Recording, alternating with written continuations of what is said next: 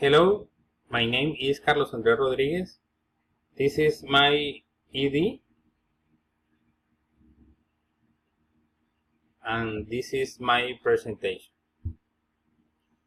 Last weekend I went to Valledupar City. I stayed there for 3 days and I went with my wife and my kids. I like it because we stayed in a friend house, so I didn't have to pay for hotel. I like it because there were a lot of places to visit. For example, Potapuri River, Diomedes Estate, and Vallenata Legend Park. I like all those places a lot. We came back to this ago because I started working last Monday.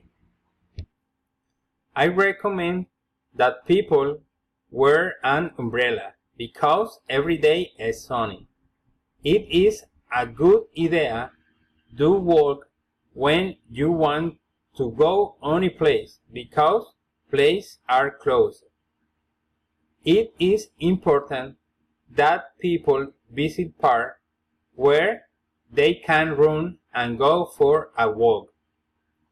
It is better that you take a bottle of water because usually we are thirsty. I was in Valledupar and they should be more polite. Governor should organize sellers on the street because the downtown is so crowded. They should teach people to take care of monuments. They should avoid high price during Vallenato Festival.